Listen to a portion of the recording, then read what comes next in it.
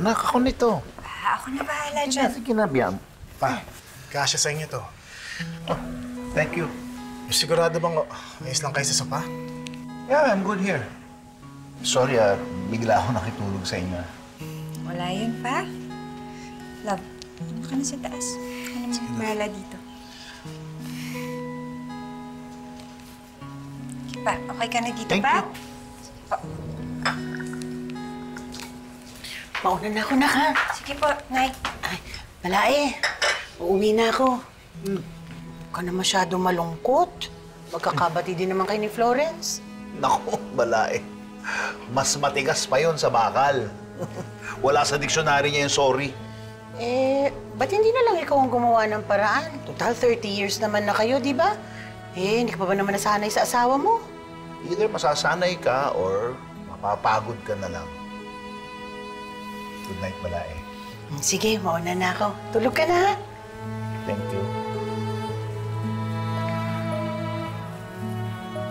Oo nga pala, kamusta yung party ng client mo?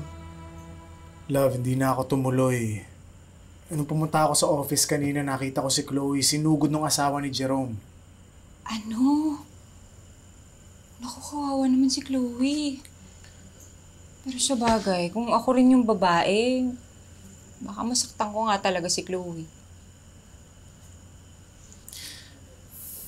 Love, ikaw ba nagsumbong kay Chloe? Hindi ako. Kasi ang sabi ni Chloe, nagkausap daw kayo ni Diane. Oh. At ikaw mismo nagsabi na matitigil lang sila kapag nalaman ng asawa ni Jerome. And so, it doesn't mean na ako pa rin ang nagsumbong. Hindi sa akin ang galing yun. Teka nga, hindi ka ba naniniwala sa akin? Di ba sinabi ko na nga, Bernard, hindi ako.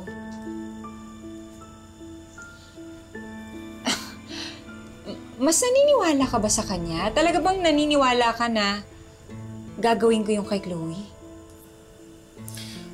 Love, pasensya na. Ang dami lang talagang nasira sa office kanina. Kaya wala akong mapagbuntungan ng sama ng loob. Kaya ako napagbubuntungan mo, ganun. Love, alam, bilis naman ito magtampo. Uy, Love. Wala naman ako sinabing ganun. Naniniwala ako sa... Love. Naniniwala ako sa'yo, okay? 100%. Promise. Ganyan. Yan yung gusto kong marinig sa'yo. Ayokong mawalan tayo ng tiwala sa isa't isa. Pero love ko, nakita mo lang talaga si Chloe kanina, kawawa. Talaga, sana maging wake-up call yan kay Chloe. At hiwalayan niya na si Jerome. Tama ka. Love, tama ka. I agree.